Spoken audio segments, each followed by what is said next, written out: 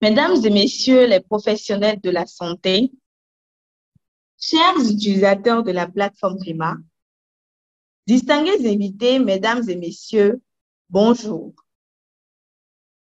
Une grande première dame du nom de Michelle Obama disait, je cite, « La seule limite à la hauteur de vos réalisations est la portée de vos rêves et votre volonté de travailler dur pour les réaliser. » Je nous exhorte donc à rêver grand, mais surtout à travailler dur pour la réalisation de nos rêves.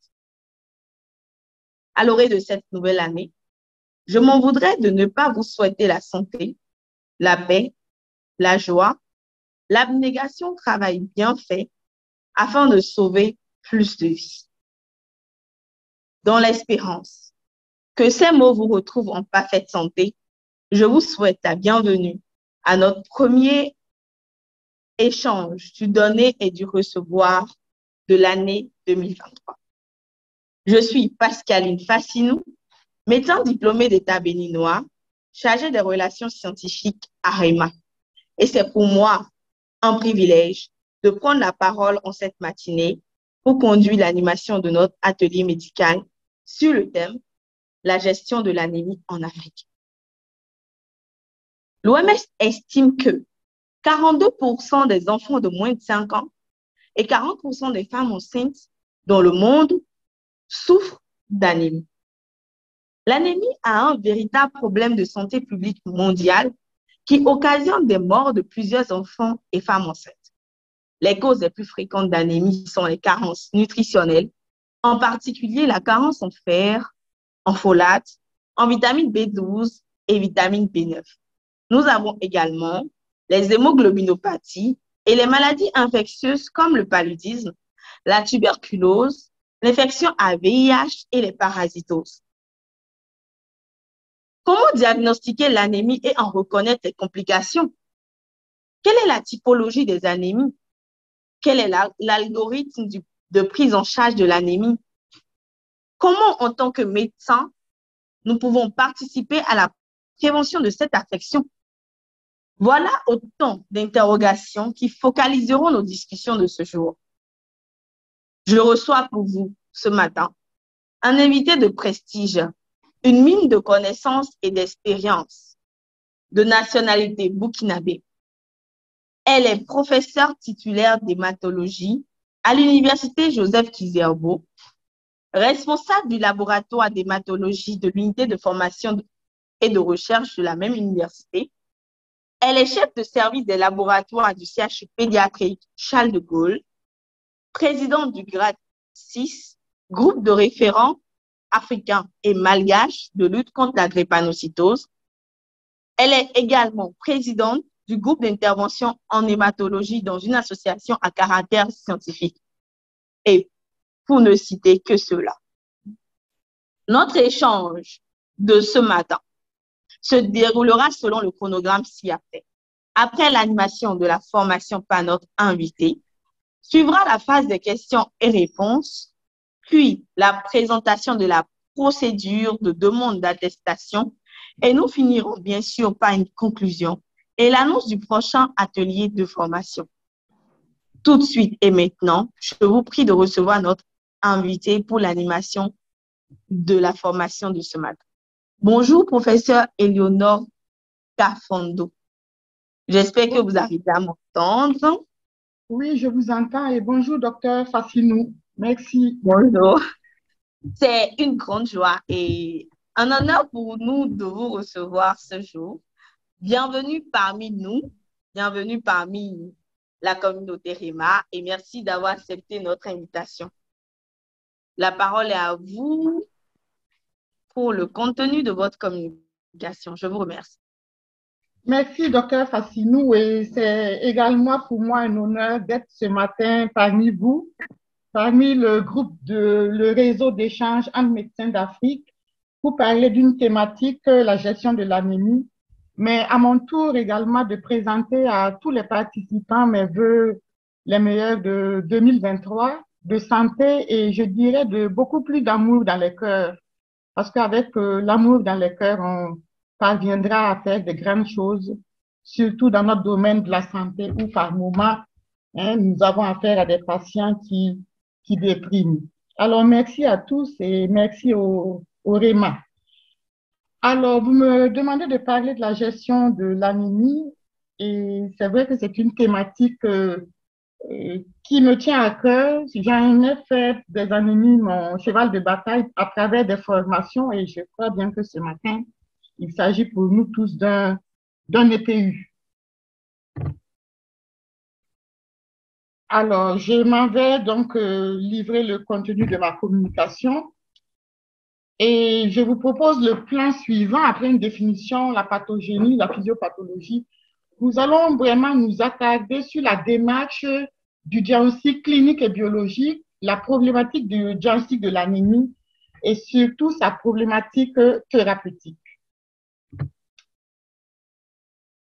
Alors, en introduction, je crois que vous serez d'accord avec moi si je dis que lorsque vous avez un hémogramme sous la main, hein, l'anémie est la première anomalie de l'hémogramme que l'on constate. Je pense bien que si vous avez 10 hémogrammes ce matin, hein, en les parcourant rapidement, vous allez voir que 6 ou 7 ont une anémie. Alors, l'anémie, justement, va nous poser des problèmes en termes d'étiologie parce que les étiologies de l'anémie, elles sont nombreuses et elles sont souvent intriquées, hein. Le patient peut avoir à la fois plusieurs causes de son anémie et ça peut nous poser justement des problèmes. L'anémie survient chez tout le monde, hein. Il n'y a pas un terrain de prédilection. C'est vrai qu'en introduction, on a dit que ce sont les femmes enceintes et les enfants, mais retenez avec moi que l'anémie, hein, ça survient chez tout le monde, le nouveau-né, l'enfant, la femme enceinte, la femme non enceinte, le sujet adulte, le sujet âgé, hein, peuvent avoir donc de l'anémie. Et l'anémie ne sera pas que pour les hématologues, hein. Déjà, les confrères qui sont sur le plateau, on va le voir, hein.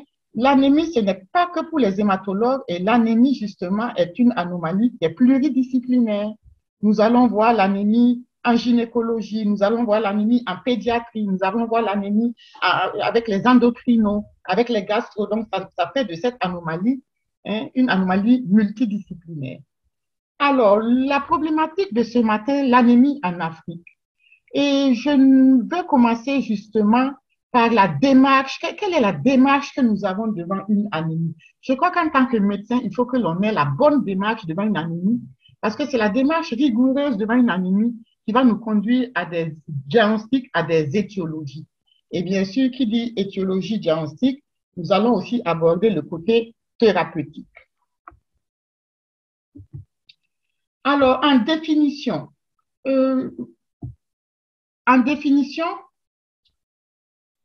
nous pouvons dire que l'anémie, c'est la diminution de la concentration d'hémoglobine fonctionnelle circulante inférieure aux valeurs physiologiques de référence. Donc déjà, je veux amener, je crois que ce TPU, c'est également pour moi l'occasion de, je dirais peut-être d'avoir le langage hématologique. Vous voyez, je ne vais pas venir avec le taux d'hémoglobine parce que nous aimerons que justement ce taux d'hémoglobine, en réalité, il ne s'agit pas d'un taux, c'est une concentration. C'est une concentration d'hémoglobine qui a diminué, mais c'est vrai que dans le langage du médecin, nous parlons du taux d'hémoglobine.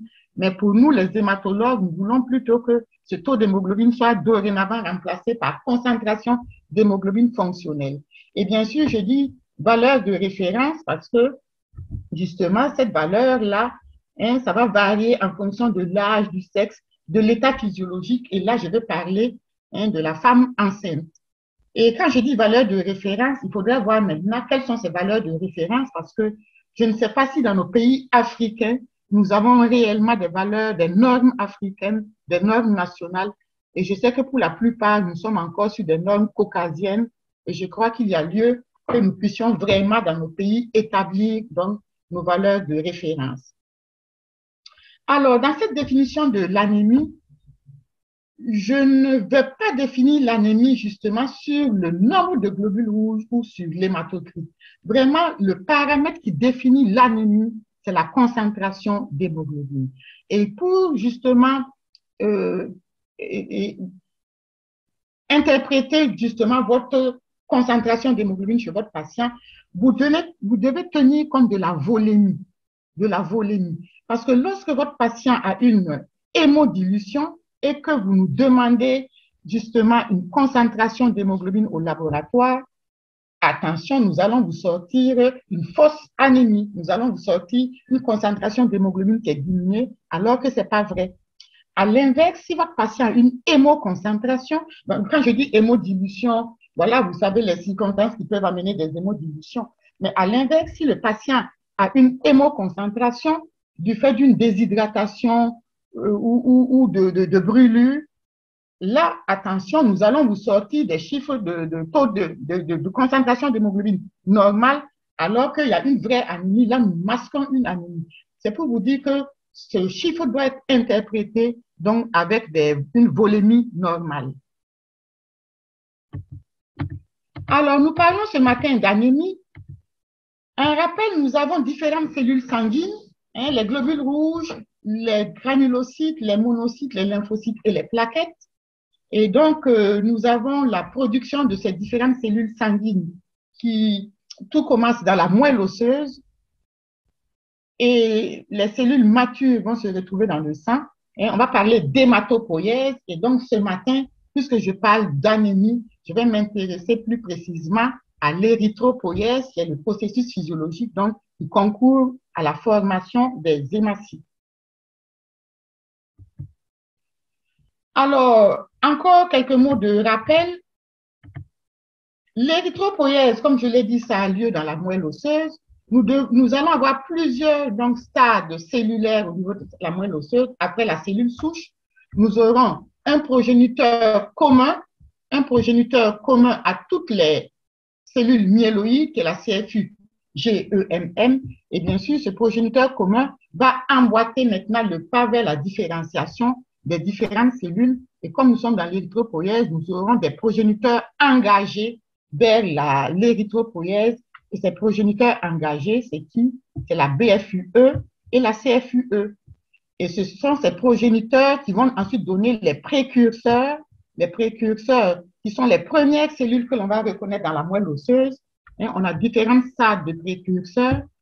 Et justement, au stade d'érythroblaste acidophile, vous voyez ici, c'est à ce stade que la cellule expulse son noyau, devient réticulocyte qui passe dans le sang pour devenir hématie.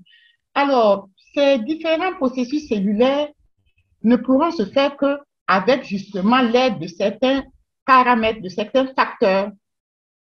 Nous aurons besoin de quoi pour l'érythropoïèse? Nous aurons besoin de certaines hormones, dont justement des hormones androgènes et des hormones thyroïdiennes. Voilà. Donc, vous voyez que ces hormones, on a besoin de ça dès le stade de progéniteur. Déjà, vous convenez avec moi que si une personne a des problèmes de dysthyroïdie, vous allez voir que l'érythropoïèse déjà aura des soucis pour aller jusqu'au bout. Nous aurons besoin d'une autre hormone et c'est le facteur de croissance capital dans l'érythropoïèse, c'est l'érythropoïétine. Facteur de régulation majeur de l'érythropoïèse, l'érythropoïétine. Ces facteurs, ces hormones sont donc des substances que je dirais endogènes parce que fabriquées par l'organisme. Nous aurons aussi besoin d'autres substances, mais plutôt ici que nous devons aller puiser à l'extérieur. Et ces substances seront données le plus souvent par l'alimentation. Et il s'agit du fer, le fer pour la synthèse de l'hémoglobine et de la vitamine B9 et B12 pour la synthèse de l'ADN. Donc, il s'agit ici de facteurs qui seront exogènes puisque nous devons aller les chercher dans notre assiette par l'alimentation.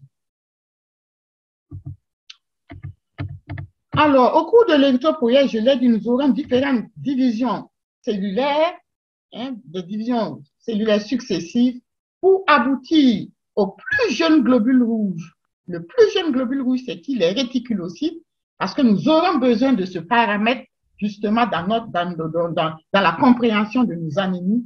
Retenez que donc, après l'expulsion du noyau de l'érythroblaste acidophile, la cellule devient réticulocyte qui passe dans le sang, séjourne 48 heures se rétracte et devient globule rouge. Et l'érythropoïèse va durer environ 5 à 7 jours. Je crois que cette notion est capitale justement parce que je vais en avoir besoin tout à l'heure pour expliquer certaines choses. Donc, du stade donc, de précurseur jusqu'au stade donc, de réticulocyte, retenez avec moi qu'on a besoin d'environ d'une semaine pour aboutir à la cellule finale. Et s'il y a des paramètres que nous devons retenir vraiment pour avoir une érythropoïèse efficace, il y en a principalement 4.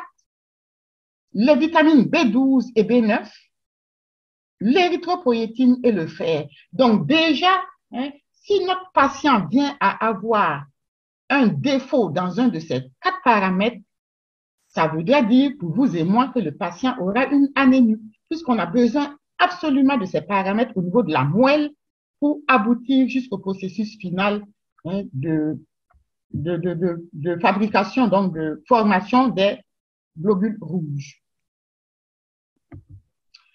Alors, un petit mot sur l'érythropoïétine, puisque j'ai dit que c'est le facteur de croissance majeur qui régule l'érythropoïèse.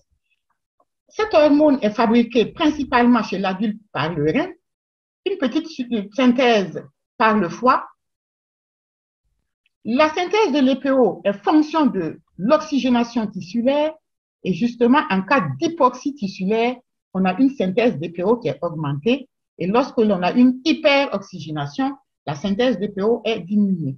Et surtout, retenir que la synthèse de l'EPO est altérée par certaines cytokines inflammatoires et par certains de nos traitements, et notamment les traitements antimitotiques, ça va entraîner une anémie. Ça, nous devons tenir compte de cela parce que lorsque nous avons des patients qui, ont qui reçoivent des antimitotiques, justement, nous allons voir que le traitement peut leur occasionner des anémies. Toujours à rappel, la durée de vie du globule rouge est de 120 jours. Au bout de 120 jours, durée moyenne 120 jours, au bout de 120 jours, nous aurons une destruction du globule rouge qu'on va appeler hémolyse physiologique. Et l'hémolyse physiologique a lieu à 85% en intratissulaire dans le macrophage, les macrophages médulaires le plus souvent, et à 15% dans le thorax circulatoire, représentant 15% de l'hémolyse physiologique.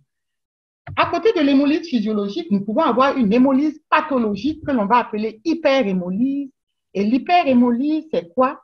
Il s'agit donc de la destruction prématurée du globule rouge avant ses 120 jours de vie. Le globule rouge peut donc être détruit avant ses 120 jours prématurément. Et comment il est détruit? Il peut être détruit parce que le globule rouge est en lui-même anormal. On va parler donc d'une anomalie globulaire. Sinon, le globule rouge peut être anormal parce qu'il sera agressé de l'extérieur. Et justement, qu'est-ce qui peut faire que le globule rouge a une anomalie globulaire lorsque les principaux constituants du globule rouge sont anormaux? Et quels sont les principaux constituants du globule rouge? Il s'agit de la membrane du globule rouge, il s'agit des enzymes érythrocytaires, le G6PD, donc le glucose 6-phosphate déshydrogénase, la pyruvate kinase et les hémoglobinopathies. Voilà, donc les principaux constituants du globule rouge. Lorsque un de ces constituants est anormal, alors nous ne pourrons pas avoir les 120 jours du globule rouge. On va alors parler d'hémolyse pathologique, d'hyperhémolyse. Dans les anémies, nous aurons besoin d'un paramètre capital. Capital, je dois le dire tout à l'heure, c'est la numération des réticulocytes. Je l'avais dit, les réticulocytes sont les plus jeunes globules rouges. Je vous ai dit, ils passent dans le sang et ils vont se rétracter au bout de 48 heures pour devenir hématies. Et donc, vous êtes d'accord avec moi que si ces réticulocytes venant de la moelle vont refléter alors l'érythropoïèse, les réticulocytes seront le reflet de ce qui se passe vraiment au niveau de la moelle osseuse. Et je pense qu'en dehors du réticulocyte, nous n'avons pas un tel paramètre pour les autres cellules sanguines. Un paramètre que l'on va retrouver dans le sang et qui va nous refléter la moelle. Et moi, je trouve ça vraiment génial, hein, parce que pour les plaquettes, nous n'avons pas un tel paramètre. Pour les granulocytes, nous n'avons pas un tel paramètre. Hein. Ce paramètre-là, vraiment, au niveau sanguin, nous dit ce qui se fait dans la moelle. Et là aussi, j'aimerais aussi, voilà, là c'est pour dire quoi? C'est pour vous dire que si on regarde des globules rouges au microscope, nous avons une coloration au laboratoire qu'on appelle la coloration de MGG. Quand on fait une coloration au MGG, on ne voit que des globules rouges. Pour voir qui est réticulocyte parmi les globules rouges, nous devons appeler une coloration spéciale.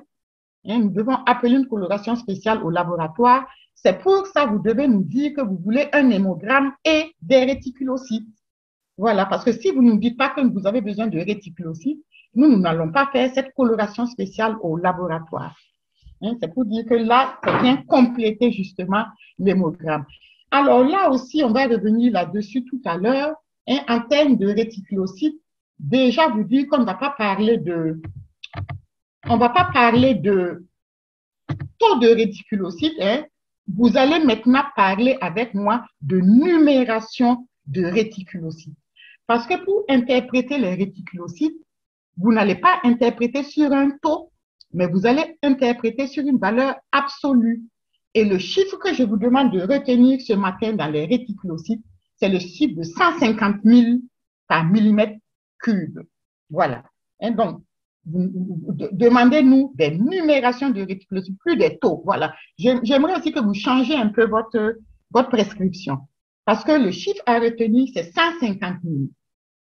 Si votre patient a des réticulocytes supérieurs à 150 000, nous allons dire que son anémie, bien sûr, en présence d'une anémie, la prescription des réticulocytes, c'est pour voir le mécanisme de l'anémie. Là, vous le saviez. Alors, si les réticulocytes chez votre patient sont supérieurs à 150 000, ça veut dire qu'il y a une bonne réponse de la moelle osseuse. Le problème ne se situe pas dans la moelle osseuse, le problème se situe au niveau du sang. Nous allons dire que l'anémie est régénérative. À l'inverse, si votre patient a une numération de réticulocytes inférieure à 150 000, nous allons dire que l'anémie est non régénérative, encore appelée arégénérative, et en ce moment, le problème est central. En hématologie, on différencie le centre, qui est la moelle, et la périphérie, qui est le sang. Voilà. Donc, si l'anémie est périphérique, le souci n'est pas dans la moelle, mais c'est au niveau sanguin. Et si l'anémie est arégénérative, alors le problème est plutôt dans la moelle osseuse. Donc, je vous demande de retenir vraiment en termes de réticulocytes, sans vraiment vouloir vous embrouiller. Moi, je retiendrai un seul chiffre 150 000. Et quand vous faites des réticulocytes, quel est l'adjectif qui devrait accompagner une numération des réticulocytes? C'est soit régénératif, soit arégénératif. Donc voilà, l'anémie est soit régénérative ou arégénérative. Alors, en termes toujours de pathogénie, je vous ai dit anémie régénérative, anémie arégénérative. Donc, retenez avec moi qu'il y a vraiment deux grands mécanismes dans l'anémie. Vous devez toujours vous poser la question, est-ce que l'anémie de mon patient est régénérative ou est-ce que l'anémie de mon patient est arégénérative? Et là, pour répondre à ça, les réticulocytes. Alors, les anémies régénératives, généralement, c'est dû à des hyperhémolyses, c'est dû à des spoliations sanguines, des hémorragies aiguës ou à une régénération médulaire. Sinon, l'anémie peut être arégénérative, et comme je dis arégénérative, le problème se situe au niveau de la moelle. Et il peut s'agir d'une anémie arégénérative quantitative ou une anémie arégénérative qualitative. Vous êtes d'accord avec moi qu'on peut avoir beaucoup, mais si la qualité n'y est pas, c'est comme si on n'en avait pas. Et justement, les anémies arégénératives qualitatives, ça peut être dû à quoi? Vous appelez ici les paramètres capitaux dont on a besoin pour l'érythropoïèse. Donc, une carence en vitamine B12, en vitamine B9, en fer, en EPO. Là, on n'aura pas une érythropoïèse efficace. Nous aurons alors une anémie arégénératives qualitatives. Par contre, les anémies arégénératives quantitatives, il peut s'agir d'une anémie arégénérative quantitative en excès, hein, comme on le voit hein, le plus souvent lors des leucémies, avec justement une hyperplasie hein, des cellules leucémiques chez nos patients, où il peut s'agir ici d'une anémie arégénérative quantitative à défaut que l'on voit au cours des hypoplasies, des aplasies médulaires, ou chez l'enfant l'érythroblastopénie hein, due au parvovirus B19. La physiopathologie à présent, hein, le rôle de l'hémoglobine, c'est quoi? C'est d'oxygéner les tissus. Alors, l'anémie, on l'a définie comme une diminution du taux d'hémoglobine. Qui dit diminution du taux d'hémoglobine dit alors diminution de l'oxygénation tissulaire. Et bien sûr, si les tissus, les organes ne sont plus oxygénés, qui va ressentir vraiment le problème? C'est tous les organes gros consommateurs d'oxygène hein, que vous connaissez, le cerveau, le cœur, les poumons, voilà. Et bien sûr, le patient, justement, en cas d'hypoxie tissulaire, le patient va mettre en place des mécanismes d'adaptation hein, pour lutter contre cette hypoxie tissulaire-là. Donc, il y aura des mécanismes d'adaptation que l'organisme va mettre en place. Et ces mécanismes d'adaptation, c'est lesquels? Bien sûr, pour le réajustement cardiovasculaire, on va donc avoir une redistribution de la masse sanguine, ce qui va entraîner justement une augmentation de la ventilation. Les patients auront une polypnée, une dyspnée, une tachycardie. Je vous ai dit que lorsqu'il y a une hypoxie, il y a une synthèse augmentée donc d'EPO, bien sûr.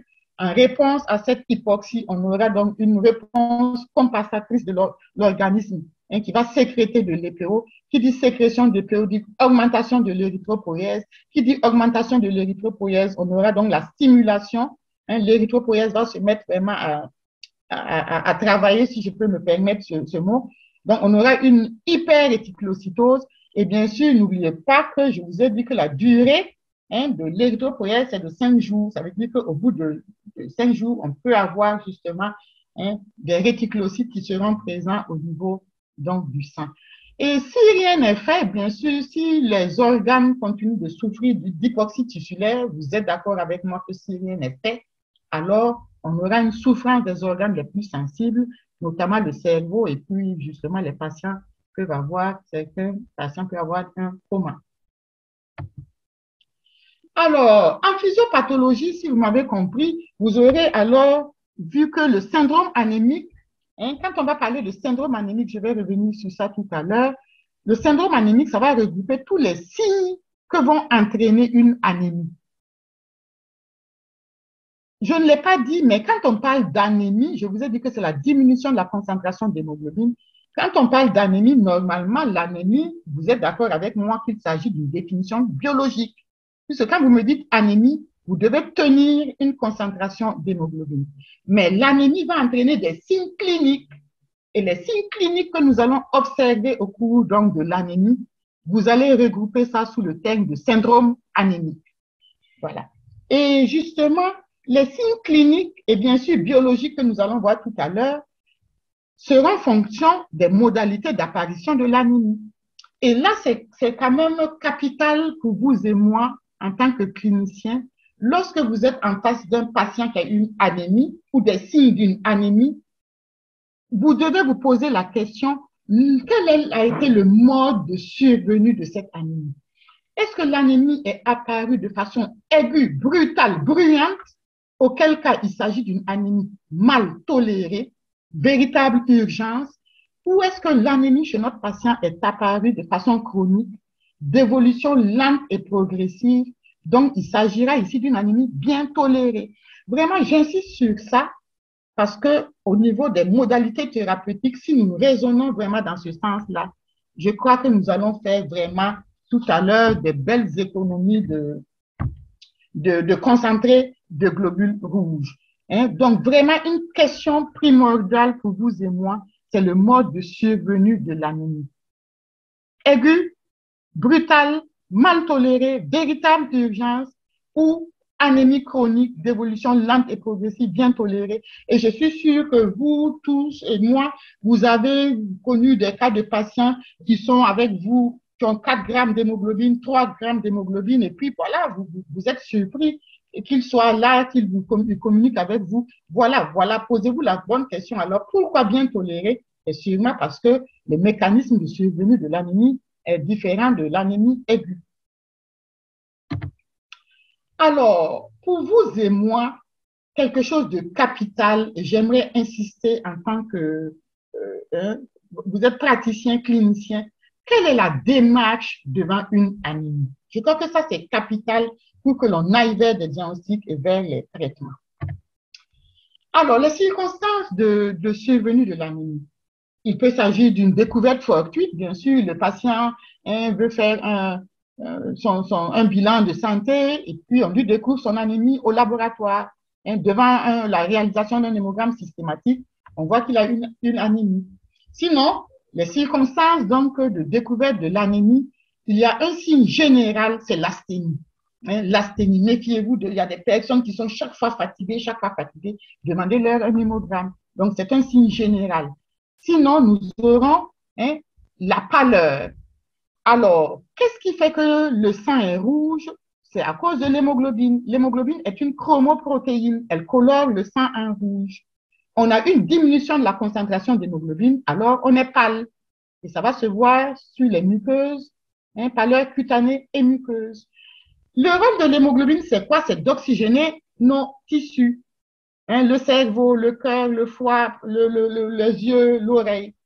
Alors, on a une diminution de l'oxygénation sur le tissu.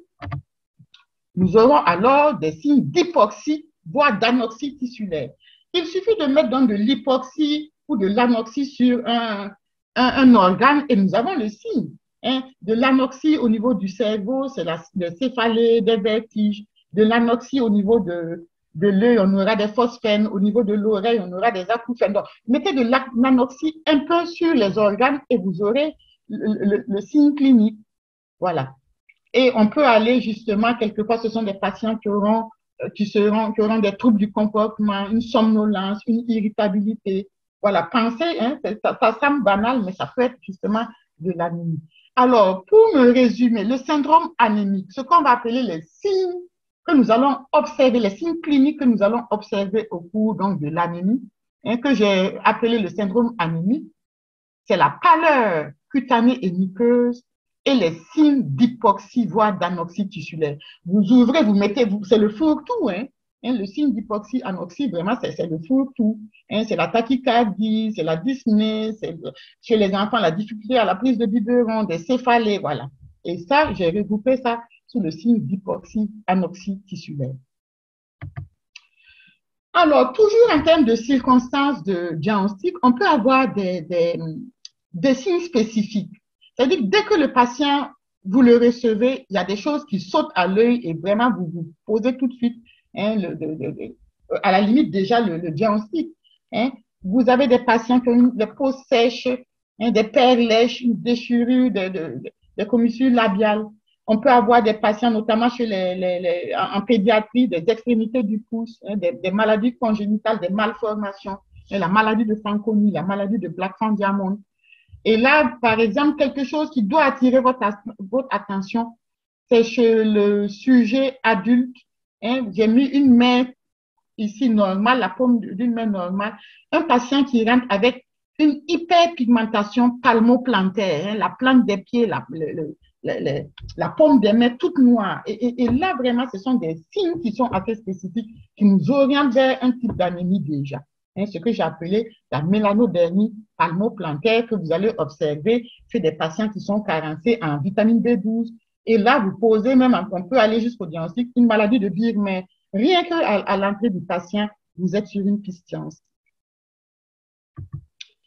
Toujours un signe spécifique en pédiatrie, voilà, vous voyez un enfant qui rentre ici avec justement une morphologie assez particulière, un trouble morphologique, le faciès mongoloïde comme ça, la voussure du crâne, et là aussi c'est assez particulier, là vous suspectez tout de suite ici une thalassémie, donc il y a des signes comme ça assez spécifiques dès la vue du patient.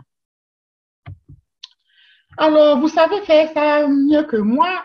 Un patient arrive, vous devez interroger le mode de survenue aigu chronique, les habitudes alimentaires, notamment attention au lait de vache, au lait de chèvre. S'il y a des patients qui vont faire une diète végétarienne, ils ne prennent pas justement de protéines animales, alors que justement la vitamine B12, c'est le règne animal. N'oubliez pas, nous sommes en Afrique, nous avons un contexte particulier de maladies parasitaires, le paludisme, d'hémoglobinopathie, la drépanocytose, et attention aux prises de médicaments, parce que certains médicaments vont nous déclencher des anémies. N'oubliez pas de demander la prise de médicaments. Et quand je dis médicaments, nous sommes dans un contexte d'automédication, et vous n'oubliez pas tout ce qui est phytothérapie, les phytothérapies, il faudrait vraiment essayer de ratisser large à l'interrogatoire parce que justement, la prise de médicaments peut être justement déclencheuse d'anémie hémolytique si votre patient a un déficit en G6PD. Interrogatoire, bien sûr, tous les antécédents personnels, familiaux, maternels chez l'enfant, est-ce qu'il y a une prématurité, un état néonatal, le poids de naissance, ça, bon, je passe, vous le faites mieux que moi. À l'examen clinique, bien sûr, vous allez rechercher le syndrome anémique et je répète, le syndrome anémique est constitué de la pâleur cutanée et muqueuse et des signes d'hypoxie tissulaire, signes cardiovasculaires, signes neurosensoriels. Vous avez retrouvé votre syndrome anémique en hématologie. Vous devez vous poser la question à l'examen clinique. Est-ce que mon syndrome anémique chez le patient est isolé ou est-ce qu'il est associé à d'autres signes cliniques? Donc, notamment, vous devez rechercher des signes hémorragiques chez votre patient. Vous devez rechercher, donc, signes hémorragiques, bien sûr, épistaxie, gingivorragie, des PTJ, méléna, voilà, vous le faites mieux que moi.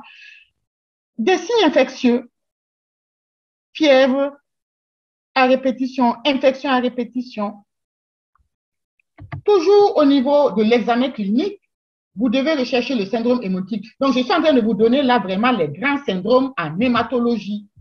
Le syndrome anémique, est-il isolé ou associé au syndrome hémorragique, au syndrome infectieux, au syndrome hémolytique? Et qui fait syndrome hémolytique? Pâleur, splénomégalie, ictère. Vous devez rechercher un syndrome tumoral. Est-ce que votre patient a une splénomégalie, une hépatomégalie, des adénopathies? Attention aux douleurs osseuses chez l'enfant. Voilà, c'est en regroupant tout ça que vous allez aller vers des diagnostics, vers des étiologies. Donc, syndrome anémique, syndrome hémolytique, syndrome infectieux, syndrome hémorragique, syndrome tumoral.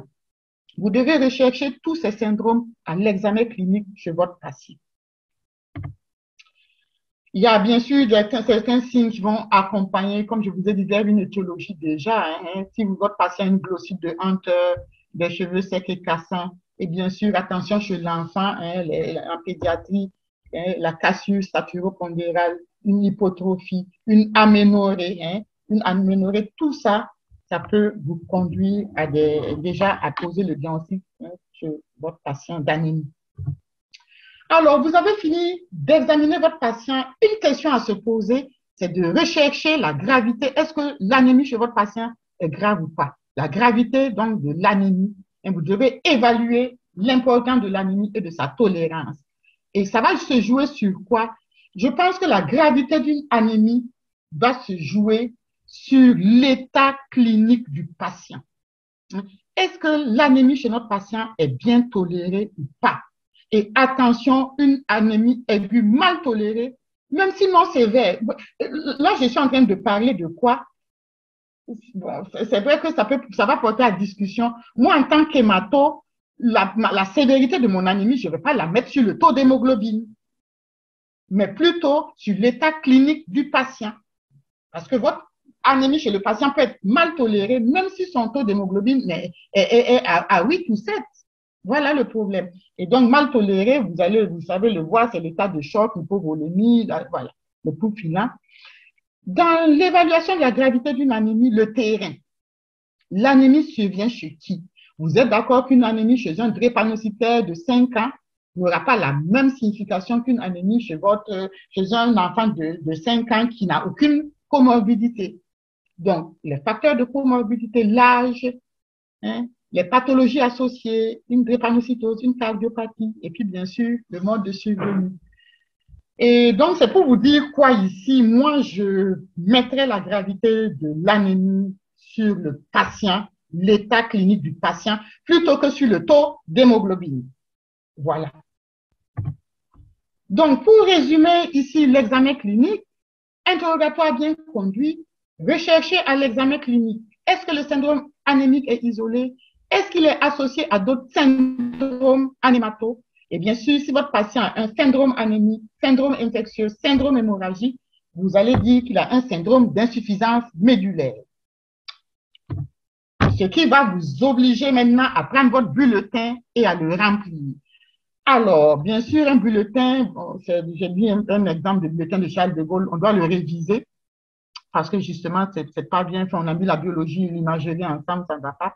Alors, un bulletin, j'aimerais insister, hein, c'est un nom, prénom, âge, sexe, et surtout, surtout, surtout pour nous, chers confrères, un renseignement clinique. Hein. Vous me dites, en demandant l'hémogramme chez votre patient, mettez-moi, voilà, syndrome hémolytique, syndrome tumoral, syndrome hémorragique, syndrome d'insuffisance médulaire. Mais on a remarqué que tous les examens que vous demandez au laboratoire n'ont pratiquement pas de renseignement clinique. Alors que nous aurons besoin de ce renseignement clinique pour vraiment vous orienter vers un diagnostic. Vraiment, j'insiste pour que vous mettez un minimum de renseignements cliniques. Et quand je dis bien renseignements cliniques, je vois par exemple des renseignements cliniques, on me dit par exemple anémie normocytaire arégénérative. Ce n'est pas un renseignement clinique. Moi, j'ai besoin de savoir si votre patient a un syndrome tumoral. J'ai besoin de savoir si votre patient a un syndrome hémolytique. J'ai besoin de savoir si votre patient a un syndrome d'insuffisance médulaire. Voici le renseignement clinique pour le laboratoire, la paillasse d'hématologie. Et c'est avec ça que nous allons évoluer ensemble vers un diagnostic ou même une étiologie. Alors, le diagnostic positif, rien à faire de l'anémie, c'est l'hémogramme. L'hémogramme est la clé du diagnostic. Voilà, je vous ai dit que si vous me dites que le patient a une anémie, c'est que vous êtes en mesure de me donner une concentration d'hémoglobine. Donc, l'hémogramme vient confirmer l'anémie. L'hémogramme va venir typer l'anémie, elle va venir classer l'anémie. Et ça sera capital. Hein. L'anémie, elle est dans quel groupe, elle est de quelle classe?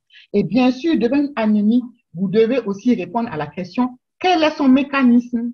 Et pour répondre à la question, rien à faire, numération des réticulocytes. Voilà.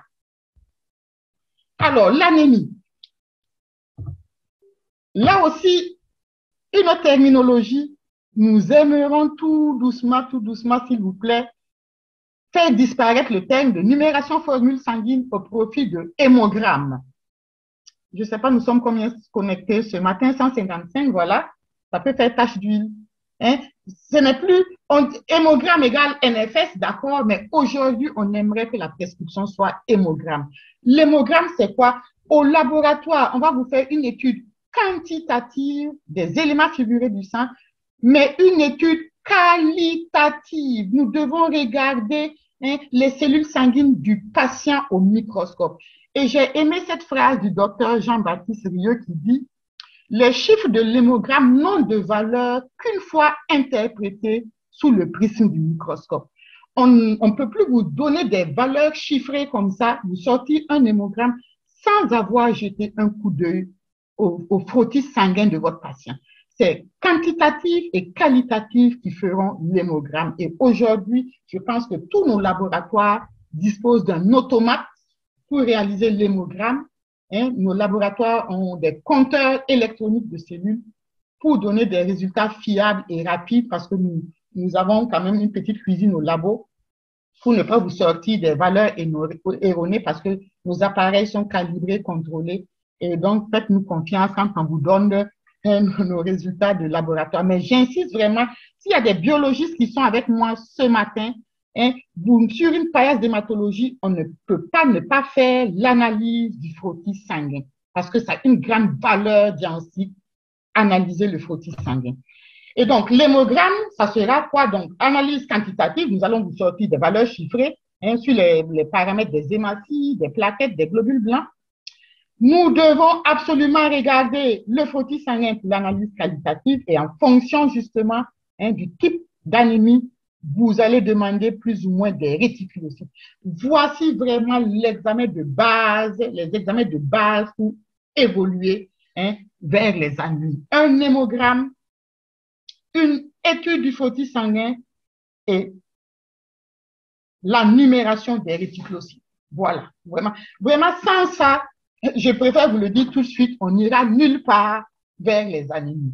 Ça, je vous le dis tout de suite. Bien sûr, vous prenez l'hémogramme, vous interprétez, vous voyez s'il y a une anémie. S'il y a une anémie, vous partez regarder le volume globulaire moyen. Chez l'adulte, il est compris entre 80 et 100 femtolitres. Vous allez regarder les constantes érythrocytaires, le VGM, la CCMH, la TCMH. Lorsque votre patient a un VGM inférieur à 80, je suis chez l'adulte parce que chez l'enfant, il y a des tranches d'âge, il y a des valeurs en fonction des tranches d'âge. Là, chez l'adulte, donc inférieur à 80, il a une microcytose. Supérieur à 100, il a une macrocytose. Dans les normes, on dirait qu'il est normocytaire. Et bien sûr, en fonction de la CCMH et la TCMH, vous allez voir la coloration du globule rouge qu'on appelle la chromie. Mais vraiment, la valeur sur laquelle vous devez vraiment insister, c'est le VGM. Et justement, le VGM va tout de suite nous typer notre anémie. Vous avez une anémie, s'il vous plaît, vous devez tout de suite la typer. Est-ce que l'anémie chez votre patient, elle est microcytaire? Est-ce qu'elle est normocytaire ou est-ce qu'elle est macrocytaire? C'est comme ça que nous allons évoluer vers la démarche rigoureuse des anémies. Alors, vous avez vu l'anémie chez le patient, vous avez votre hémogramme, vous avez vu l'anémie chez votre patient, vous l'avez typé. Alors, s'il vous plaît, vous devez maintenant interpréter cette anémie avec les autres paramètres de l'hémogramme.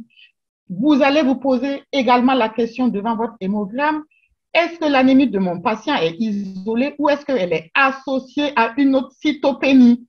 Notamment, est-ce qu'il y a une leucopénie, voire neutropénie?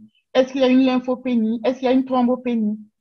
Et bien sûr, si vous avez anémie, thrombopénie, leucopénie, vous êtes en présence d'une pancytopénie ou bien vous allez voir s'il y a une bicytopénie.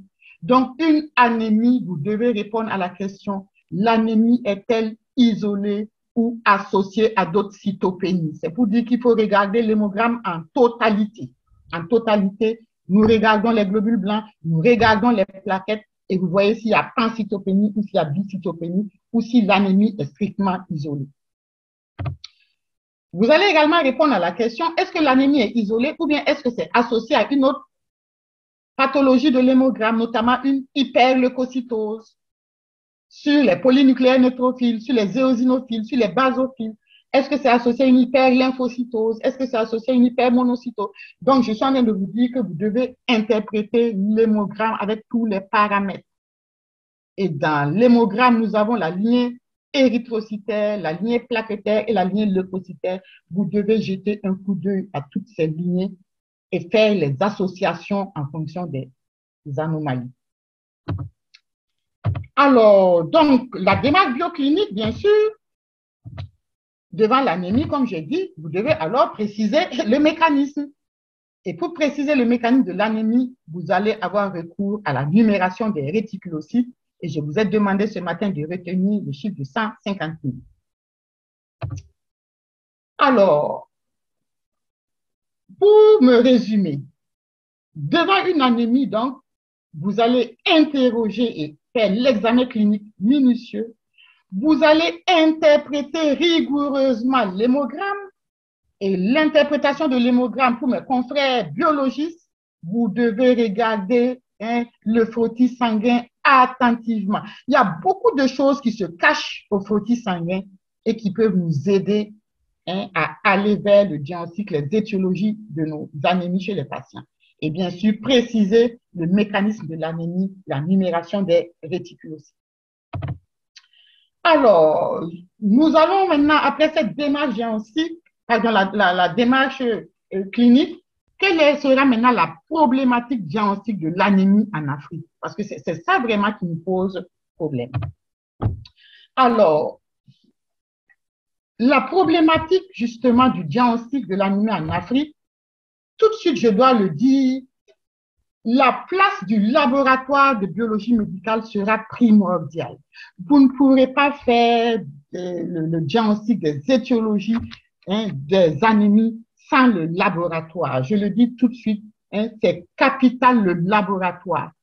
L'hématologie biologique est une discipline de diagnostic et on devra s'entraider vraiment si vous voulez faire une belle mise au point des anémies chez le patient. Le laboratoire est capital. Alors, la problématique de nos laboratoires en Afrique, c'est l'offre en analyse biomédicale pour le diagnostic des anémies. C'est l'offre. On va le voir tout à l'heure. Nous avons des laboratoires où le plateau technique est limité. Nous aurons besoin de certains examens. Il va nous manquer des automates, il va nous manquer des équipements. Nos laboratoires pêchent parce que justement, il va manquer des réactifs, il va manquer des consommables, tout simplement parce que les budgets alloués à nos laboratoires sont insuffisants. Et il n'est pas rare de voir que certains de nos laboratoires sont en rupture de stock. Et une autre problématique justement de nos laboratoires, c'est la maintenance de nos automates. Je crois qu'il n'est pas rare que vous demandez un examen, on ne peut pas le réaliser parce que l'appareil est en panne. Il va manquer vraiment une offre après la vente de nos automates. Et vraiment, voici des gros mots à nos services de laboratoire en général et bien sûr à l'hématologie. Alors, je vous avais dit que quand vous avez une anémie, il faut déjà la typer en microcytaire, non-mocytaire et macrocytaire. Parce que quand c'est fait de cette sorte-là, nous allons aller vers des diagnostics. Déjà, une anémie microcytaire, 4 diagnostics principaux. Carence en fer, anémie inflammatoire, thalassémie, anémie, le syndrome myélodysplasique, anémie sidéroblastique. Voilà. Et alors, devant une anémie microcytaire, quel est le groupe d'examens? Je suis en train de vous donner maintenant par anémie, vous aurez besoin d'un paquet d'examens pour avancer. Vous avez une anémie microcytaire, de quoi on a besoin pour avancer dans les anémies microcytaires? Vous avez besoin absolument d'explorer le métabolisme du fer. Absolument. Explorer le métabolisme du fer, bien sûr, ça va venir confirmer la carence martiale. Et c'est quoi? Vous devez demander une sidérémie, une ferritinémie, une transférénémie. Le laboratoire va pouvoir vous calculer la capacité totale de fixation à la sidérothyline ou le coefficient de saturation à la sidérothyline. Voilà. Donc, une anémie microcytaire, pour avancer, il faut que votre laboratoire soit en mesure de vous donner le bilan du métabolisme du fer. Et bien sûr, pour des laboratoires encore plus performants, pour les anémies microcytaires, on a besoin par exemple, de doser les récepteurs solubles à la transférine, le dosage de la protoporphyrine zinc, vraiment le dosage de choix. Vous devez avoir un bilan de l'inflammation dans les anémies microcytaires. Quand je dis bilan de l'inflammation, surtout pas de VS, mais plutôt la CRP, l'orosomucoïde, la procalcitonie. Et vous ne pouvez pas faire d'anémie microcytaire sans l'étude de l'hémoglobine, notamment le dosage de la fraction A2. Dans une anémie microcytaire, la fraction A2 aura une importance.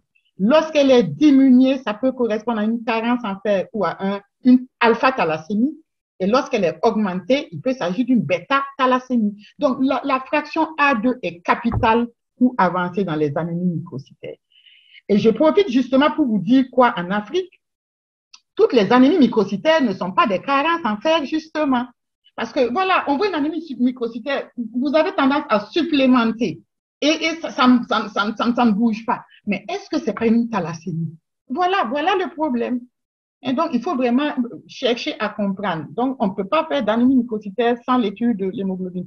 Et pour aller plus loin dans les syndromes myélodysplasiques, on aura même besoin d'une coloration de Peris. Voilà les examens qui entourent les anémies microcytaires. Les anémies normocytaires, quelles sont les grandes étiologies aux anémies normocytaires régénératives? L'insuffisance rénale, les hémodilutions. Quand je dis hémodilution, c'est bien sûr tout ce qui peut amener des œdèmes, la malnutrition, les cardiopathies, les insuffisances hépatiques, les causes endocriniennes, les hémopathies malignes. Voilà. Donc, en fonction de votre patient, bien sûr, vous avez des orientations. Et vous aurez besoin de quoi comme paquet d'analyse médicale? vous aurez besoin de la numération des réticulocytes. Absolument, capital. Vous aurez besoin du bilan rénal, dosage d'hormones, du myélogramme, voire de la biopsie ostéomédulaire, de l'immunophénotypage, de la cytogénétique, de la biologie moléculaire. Voici un peu, voilà les examens pour avancer vers les anémies normocytaires. Bien sûr, en fonction de ce que vous avez trouvé chez votre patient, on va mieux orienter. Bien sûr, vous n'allez pas tout demander, mais vous allez mieux orienter la prescription de biologie. Mais voilà, on aurait dû avoir tout ça dans nos laboratoires pour vous étayer. Les anémies macrocytaires, il peut s'agir de carence vitaminique B12 et acide folique, d'hépatopathie chronique, une infection à hépatite B aiguë peut donner justement une anémie macrocytaire, des causes endocriniennes, une hypothyroïdie, l'éthylisme chronique, les alcooliques chroniques ont une anémie macrocytaire, et puis bien sûr les hémopathies malignes. Les hémopathies malignes. Donc, quand je vous cite tout ça, vous aurez compris que l'anémie, ce n'est pas que l'hémato. Quand je vous dis cause endocrinienne, hypothyroïdie, nous sommes chez l'endocrino.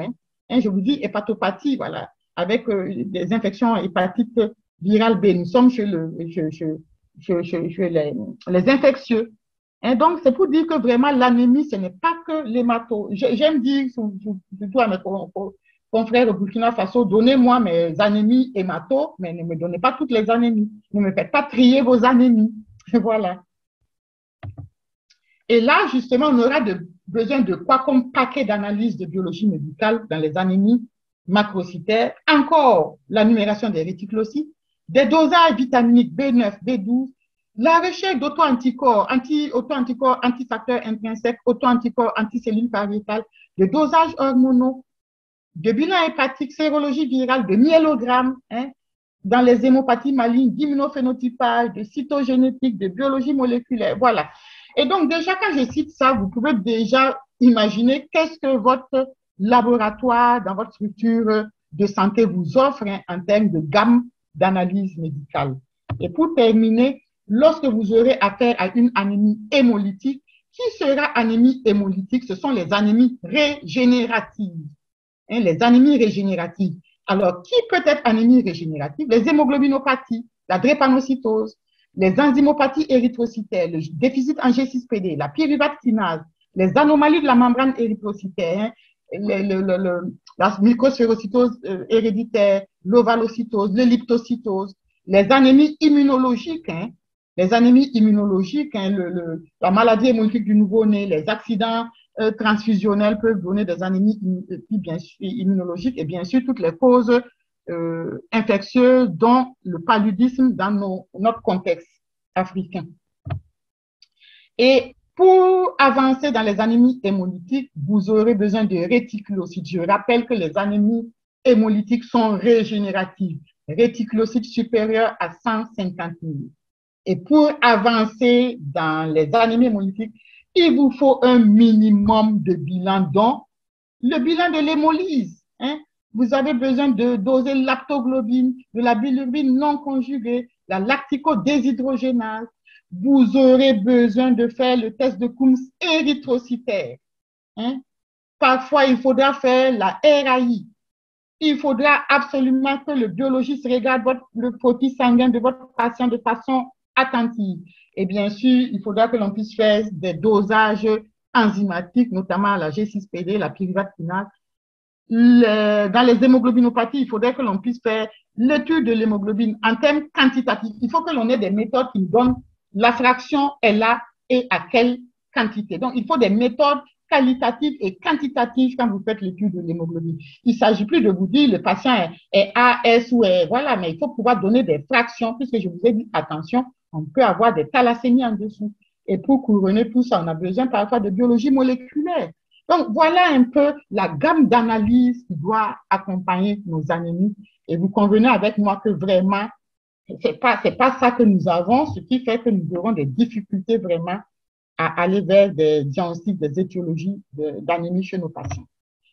Alors, je viens à présent pour aborder le dernier point qui est la problématique donc thérapeutique de l'anémie dans notre contexte. Quelle est la problématique thérapeutique? Alors, problématique thérapeutique, en introduction, le docteur Fassinou l'a dit, la carence, en fait, est la première cause des anémies. Elle a dit 42% des femmes enceintes sont carencées en fer, 40% des enfants de moins de 5 ans sont carencés en fer. Je peux vous dire déjà que la première cause des anémies dans le monde, c'est la carence en fer. On va parler de carence nutritionnelle.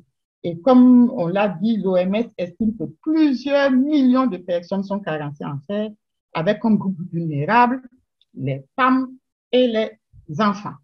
Alors, pour nous, médecins, lorsque le laboratoire va vous faire le diagnostic de carence en fer, alors vous avez une obligation, c'est de retrouver son étiologie. Voilà.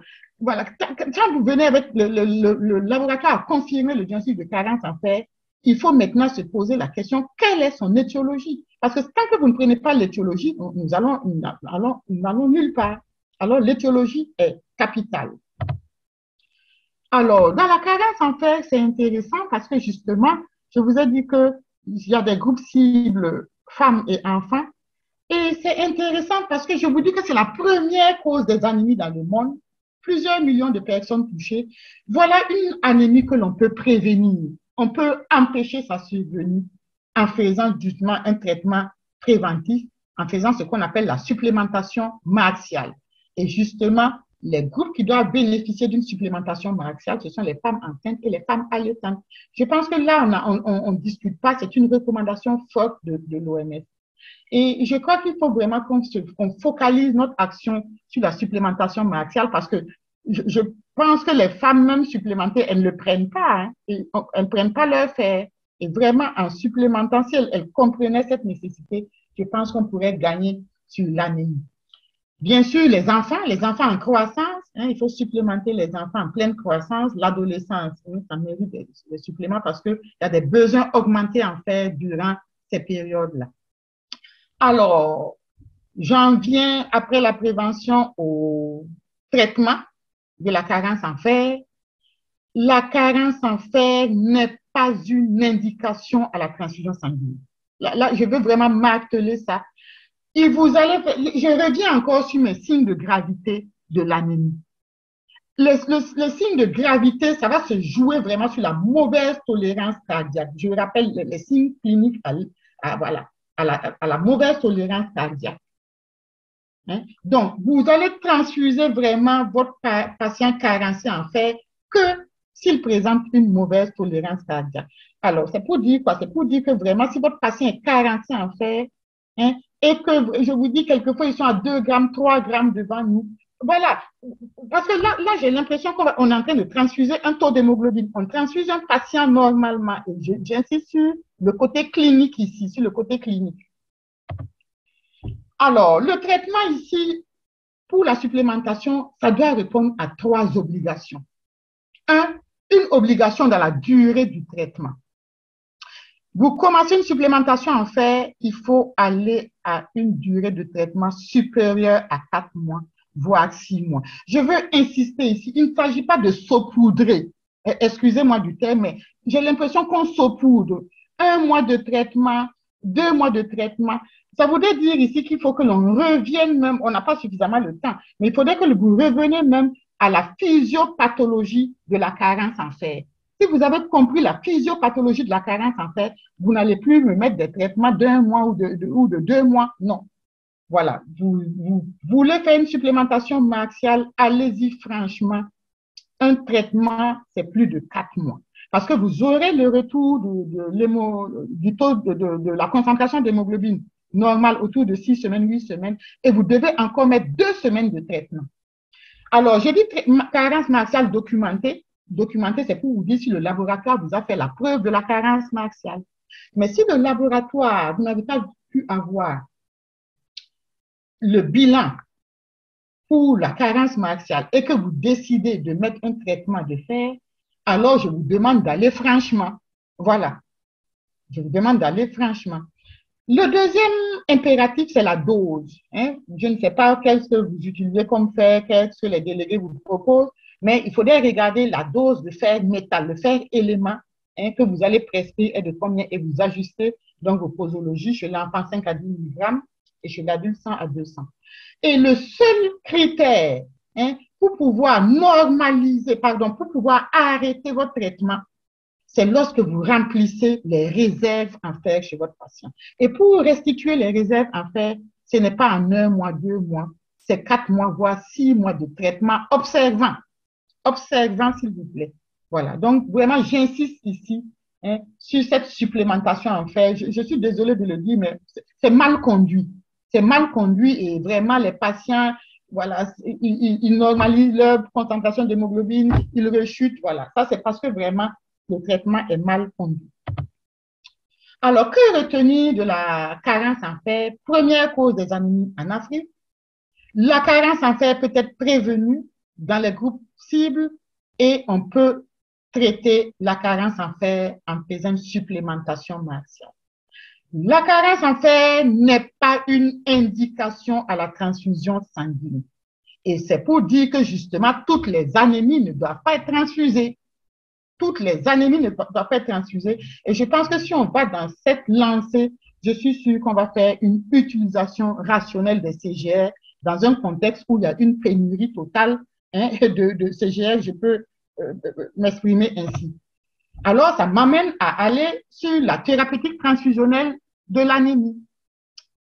Et l'anémie, justement, sera traitée avec des concentrés de globules rouges.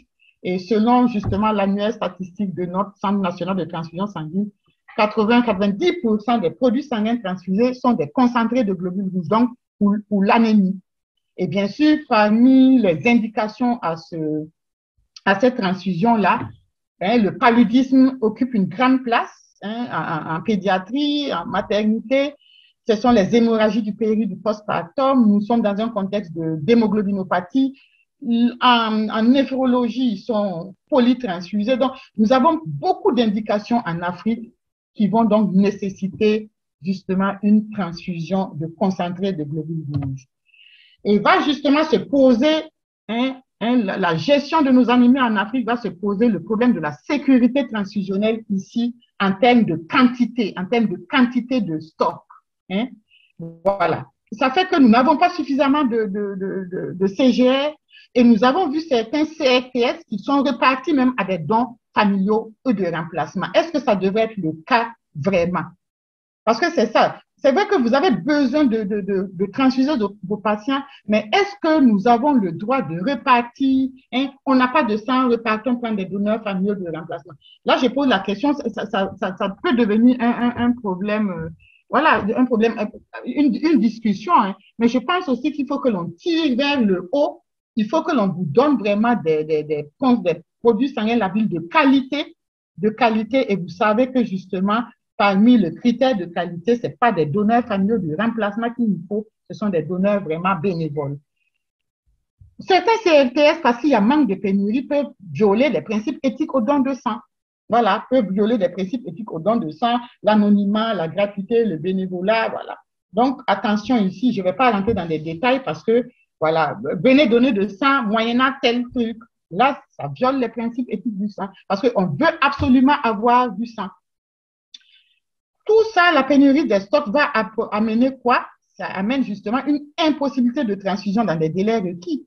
Et bien sûr, ça va justement, on a des patients qui sont décédés parce qu'ils n'ont pas eu de sang. Et puis, je crois que vous êtes aussi les premiers à n'être pas contents parce que c'est la non-satisfaction des praticiens. Vous me demandez 2 CGR, je ne peux vous donner qu'un seul ou bien même pas. Et il y a la non-satisfaction. Et justement, cette pénurie de PSL, là, de CGR, a amené des dérives dans la pratique médicale. Je vois, par exemple, il n'y a pas de CGR, alors on va faire injection de fer. Est-ce que l'injection de fer peut remplacer le concentré de globules rouges? Je crois que non. Ça voudrait dire que ici, quand je vois ces dérives-là, ça me dit qu'il faudrait que mes confrères, que l'on reparte voir un peu la physiologie, la physiopathologie. C'est-à-dire, quand je vois ça, ça veut dire qu'il faut que l'on se remette à jour pour notre molécule d'hémoglobine. Il faut que l'on se remette à jour pour notre métabolisme du fer, il faut que l'on se remette à jour pour notre érythropoïèse. Parce que quand vous allez connaître ces questions fondamentales en hématologie, je pense qu'il y a des dérives médicales qui ne se feront pas. Mais sinon, pas de CSGR. Allons-y au fer injectable, je vous dis tout de suite, non. Après la sécurité transfusionnelle sur l'aspect quantitatif, voyons cette sécurité transfusionnelle sur l'aspect qualitatif, où nous avons affaire à des patients polytransfusés. Nous allons donc donner des CGR qui ne sont pas phénotypés.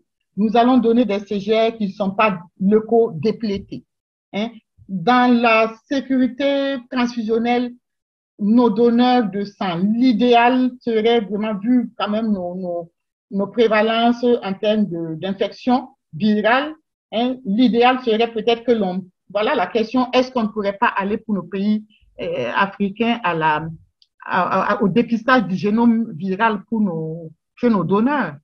Et puis, bien sûr, l'absence d'épreuves de compatibilité directe au laboratoire. C'est vrai qu'on vous sort des CGR, mais je me pose la question sur les paillasses d'hématologie qui offrent réellement une épreuve de compatibilité directe au laboratoire parce qu'il y a une façon de le faire pour limiter justement les accidents transfusionnels, les risques d'allo-immunisation. Donc, voilà des problématiques ici que vont poser la thérapeutique transfusionnelle.